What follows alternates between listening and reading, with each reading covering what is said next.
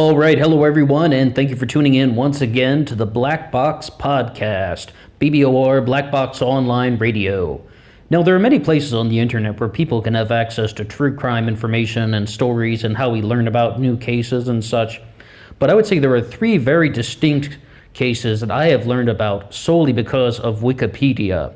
Like at the very bottom of a Wikipedia article that you're reading, they have related articles or suggestions, if you will. And that is how I learned about the disappearance of Joan Risch, which I was pretty involved with last year. And I believe I did 6 or 7 uploads only on that case alone. And, just going through some of the different aspects and theories associated with the disappearance of Joan Risch from 1961. Another one was the case of Beverly Potts. Another disappearance from many, many years ago, and there was really not a lot of hard physical information to go on and hard information period to explore. However, I'd like to get back to that mystery at some point and see if, maybe I can uncover some new things. And the third one was the Buckskin girl. And this was the, at the time, this was 2017. At the time, this was still an ongoing murder investigation. In 1981, they found a girl with red hair along the side of the road in Ohio, and someone originally noticed, her buckskin poncho, and then they just saw the sort of jacket-like poncho, in the grass, and they walked over and they learned that it was a girl in the fetal position who had been strangled to death, and also she had received a lot of other, superficial wounds and beatings. And the reason why that definitely caught my attention on Wikipedia during the related article was they had her photos from the morgue in the, center. That was sort of like, I guess you'd call it the thumbnail on YouTube, but it was kind of just like the highlighted photo on Wikipedia. And, it's kind of even a gruesome image to see the morgue photos of this girl. And, I just happened to come across a video from Danielle Hallen, the YouTuber, because she covers a lot of true crime. Very good presenter, but I really have not seen a lot of her videos, Normally I watch something from Danielle Hallen in a sort of an example like this, a case that I've really, spent a lot of time with, and then I find her video and, just kind of an afterthought. But she's a very good presenter, and she has a lot of charm and personality. And anyway, I saw that the Buckskin girl case has been solved. It has been cracked. And, it was unbeknownst to me, but that's only happened, I believe within the, not too long ago, just a few weeks ago, in 2018, the Buckskin girl has been revealed as Marcia, or Marcia King, as she is most likely went by, and how she would have pronounced her name, Marcia King of Little Rock, Arkansas. And this is, excellent news, but this still leaves the question of who murdered Marcia King. And, there are just a lot of theories going around. And when I was exploring the Buckskin girl mystery last year, the biggest clue, of course, was the pollenology.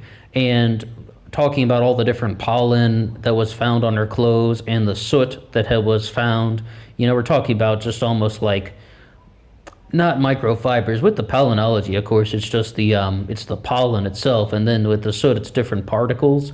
But what happened was, if I recall correctly, there was this scientist / investigator who really was kind of, upset with what had happened with the Buckskin girl case, and he wanted to really investigate this to give the girl sort of a proper burial. And USA Today did a very sort of detailed presentation on, the Buckskin girl and the pollenology, and they trying to show the different locations in America that she had been in: Oklahoma and Texas, and she had most likely spent some time in a major city in New England and possibly New Mexico or Mexico. And as much as people trash talk the mainstream media, and even I say some unfriendly things about the mainstream media, this article from USA Today was very well done and was also kind of very sincere. It had some good heart. They were just trying to solve the case. But what we know is the Buckskin girl, well, I should say Marcia King, that was her real name. So Marcia King was traveling a lot across the country.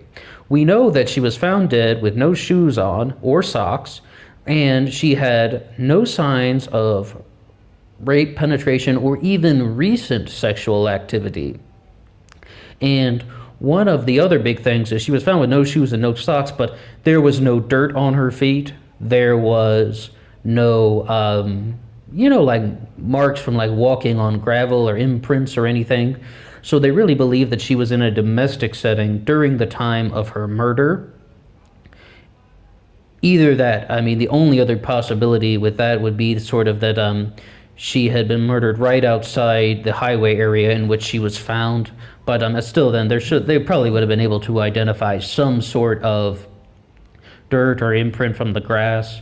So people are really focusing in that she was in a domestic setting. And, moving all over the country, this just screams to me someone's driving sort of one of those Scooby-Doo mystery machines, maybe one of those old Volkswagen vans. It's 1981, mind you.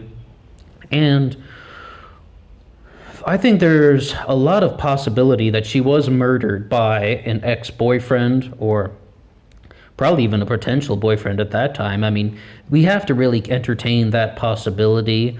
But the problem with that theory is, number one, who was Marcia King's boyfriend in 1981?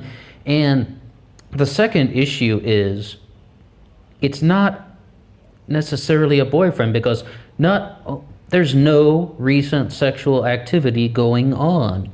And this is one of the things that has also sort of made me possibly wonder, was this just a friend or something? Like, was this just, someone who was involved in her life, and maybe this guy got into an altercation with her? Oh, I think we know for certain it was a man that murdered her. And, maybe somebody demanded sex and she said no, and he got physical with her and it got out of control. I mean, I'm sort of leaning down that road because I just don't really see, there's just kind of a giant block in the road when you want to say that she was murdered by her ex-boyfriend. It definitely appears that she is sort of not exactly a vagabond. She is someone probably traveling in a well-off setting, and like I just said, I just get that image, about a couple people living out of the back of a van, probably just two people if she was murdered, in that setting that I'm just describing. A boyfriend and a girlfriend, they're kind of just drifters. Or it's actually like the other sort of possibility that I entertained was, she hitched a ride with somebody and that man demanded sex and she said no, and he got very physical with her and the altercation got out of control. So that would not be a boyfriend. That would be someone, just helping her get from point A to point B. I think that is sort of more likely. I mean, we know that she had excellent hygiene. We know that she had very good grooming standards. She had pretty good teeth, but we were able to find, the dental record that showed that she had, she had at least one crown. I believe it was a partial crown to be precise. But the big thing is, you got this girl who's moving around all over the country. My first instinct was that she was traveling with a group of people, like a group of drifters, which I think might have been a little more common in 1981 than it is now. And someone has also pointed out that there are nomads in America. That's what they call themselves. And they are just, people with no distinct home. And I guess we more know them as drifters, I guess I should say. But nomad was calling that because they don't even have a point of origin. It's like and they're just kind of living off of wherever they happen to be. But the problem with something like that is those people tend, on average, do not have the most excellent hygiene. So the big question I would have to ask now, just getting to the heart of the issue about who killed Marcia King, where was the boyfriend? Did she have a boyfriend? Probably not at this point. I'm really leaning down, this thing about some guy is just giving her a ride and he is demanding sex and that got out of control. And, or just, some guy is just had a bad temper and maybe he strikes her one time and realizes, oh crap, this is, getting bad. And, she can call the police now. She threatens to do something like that, so he gets physical with her. Now, it's really going to be very, very difficult to find the murderer of Marcia King, but maybe we can narrow it down a little. I think there are a lot of plot holes in the boyfriend thing. It's almost certain that, she is in a very domestic environment. Like I said, I do believe she was traveling with a man, and it's highly possible that there was only one other person with her. I mean, it's really difficult to say because she's moving to so many different places, but this one person that could have been with her was probably somewhat well off. I mean, because she doesn't really have a lot of the characteristics of a transient.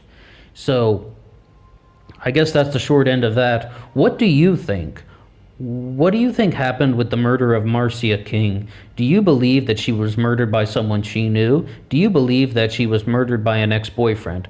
Do you believe that she was murdered by a sort of person who is, just giving her a ride, a person she's traveling with, I should say, not just giving her a ride. I was promoting the theory that this was someone that she was traveling with, but not a sexual partner.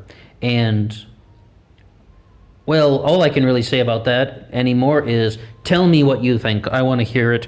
Maybe, somehow somebody can connect some dots and try and understand something. And I would just like to say it's good that this that the Buckskin girl has been identified as Marcia King, and that is very good news, but there is still an unsolved murder going on. If you have anything to say at all, please leave a comment below and just share anything you would like. I would like to hear it.